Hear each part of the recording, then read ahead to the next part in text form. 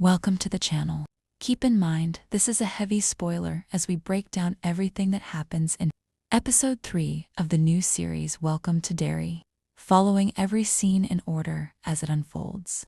The episode opens in 1908 at a carnival outside Derry, where a young boy named Francis Shaw wanders into a creepy freak show tent and comes face to face with a towering, one-eyed old man who stares him down with an unnatural glare. Terrified, Francis runs out, bumping into his strict father who calls him a sissy and hands him a slingshot he won as a prize. On their way home, they stop at a roadside stand where Francis meets a Native American girl named Rose. He is immediately drawn to her and even trades away his brand new slingshot just for a drink of water. Rose warns him never to enter the forest because it's forbidden land. But later that night, ashamed of being called weak, sneaks into the woods anyway. Inside the dark trees, the same one-eyed carnival man appears again, now twisted and monstrous, chasing Francis on all fours. Just as the creature is about to attack, Rose shows up with the slingshot he gave her and fires a stone directly into the creature's head. She grabs Francis and the two escape. That single moment becomes the root of everything that will haunt Derry for decades. We jump forward to 1962, where Francis Shaw is now General Shaw, stationed at Derry Air Force Base and leading a secret military operation to locate and capture a shape-shifting entity believed could be a Cold War weapon. His team discovers an old car buried at a dig site, Cadillac belonging to the Bradley Gang, the infamous Depression-era criminals massacred in Derry. Clown was seen among the gunmen that night, and this is the show tying that history directly to Pennywise. Shaw knows exactly what this means. The creature he saw as a child has been active in Derry for decades. Shaw reconnects with Rose, now elderly and respected in her tribal community.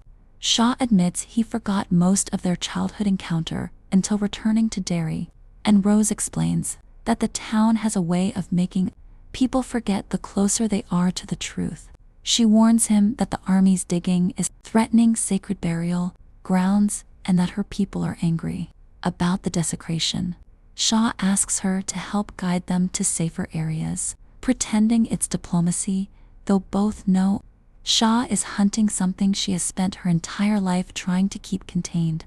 At the base, Shaw begins a new phase of his plan. He believes Private Dick Halloran, who has psychic sensitivity known as the Shine, can detect the entity if he carries the slingshot that once wounded it. Shaw orders Dick, Major Leroy Hanlon, and Captain Rousseau into a helicopter and tells them to fly wherever Dick senses a pull. Mid-air, Dick goes into a trance, and his consciousness slips into the sewer cistern beneath Derry where Pennywise hibernates. He sees the floating bodies of missing children suspended above the black water and a circus wagon glowing faintly in the dark. Two golden eyes open inside the wagon, and Pennywise becomes aware of him. Dick's grandmother, also gifted with the shine, appears as a spirit and desperately warns him to run. Back in the helicopter, Dick is hypnotically walking straight toward the open bay door, seconds from falling to his death, until Leroy grabs him and slams the door shut. After landing, Dick tells Shaw the entity now knows they are searching for it and warns him that continuing like this will bring something terrible. Later that evening, Leroy invites Dick to dinner at his home. His wife Charlotte welcomes Dick and immediately asks about the strange things happening on base. Leroy cuts the tension and reveals he knows Dick was one of the masked men who invaded his room in episode 1, telling him to stay out of his head. Dick admits that he's sensed Leroy has almost no instinctive fear and tells him he wouldn't want to cross him. But because Leroy saved his life in the helicopter, Dick says he'd gladly fight alongside him. The two men leave the dinner with a cold but genuine respect for each other. Meanwhile, Lily is released from Juniper Hill after her second stay. She returns home heavily, medicated but determined to clear the name of Ronnie's father, Hank, who was falsely blamed for the Capitol Theater massacre. Lily knows Pennywise committed the murders, but no one believes her. She apologizes to Ronnie and says that adults won't listen to a story without proof. She tells Ronnie the only way to save Hank is to get undeniable evidence of the supernatural thing tormenting them. They need a photo of it. To make this happen, they recruit Will Honlin, Leroy's son, and their classmate Rich. Will has a crush on Ronnie and immediately volunteers, while Rich tags along mostly for the adventure.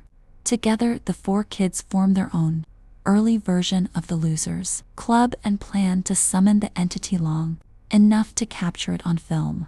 Rich claims his uncle back in Cuba was a Santeria priest who summoned spirits, and even though he doesn't actually know the ritual, he convinces the others to try. That night, they sneak into Derry's cemetery with candles and Lily's camera. Rich leads a shaky improvised ceremony, chanting to attract whatever has been following them. Nothing happens at first and the candles blow out. Rich finally admits he made up most of it, and Ronnie storms away in frustration. The kids begin to leave, and that's when the ground splits open. A fiery red glow erupts between the gravestones, and ghostly figures rise from the crack in the earth. The floating forms of Teddy and Susie, the children who died in the theater, drift toward them. Rich's uncle appears as well, his dead eyes locked on Rich as he chases him through the cemetery. It's Pennywise manipulating their grief into illusions. The kids scream and run between the tombstones while trying to snap pictures of every apparition they see. The camera is dropped, grabbed again, flashed, and passed between them as they fight to keep hold of it. Will becomes separated from the others and falls into an old stone crypt. The door slams shut behind him, and in the pitch black he hears breathing. His flashlight catches the shape of a tall figure with a painted white face, ruffled collar, and glowing amber eyes staring directly at him. Pennywise lunges. Will raises the camera and fires the flash right in its face. The screen goes white. Outside, the ghosts vanish instantly. The cemetery goes silent. A moment later, Will bursts out of the crypt with the camera in hand, shaken but alive. The kids grab their bikes and escape into the night, realizing they actually captured it. The next day, they develop the photos in a dark room. One by one, the images appear. Teddy floating, Susie floating, Rich's uncle suspended above the glowing fissure. Then they develop the last photo, Will's shot inside the crypt. Slowly, the shape emerges from the chemicals. The blurry outline of a clown's face and puffed costume. Mid-charge, inside the tomb, Will stares at it and says quietly, "It's a clown." The kids are terrified and thrilled. They finally have proof that something impossible is happening in Derry, but the photo is blurry, distorted, and hard to explain. They know adults won't believe it easily. Still, they've done what no one else has. They've caught Pennywise on camera. And now that they've seen it, the danger ahead is only beginning.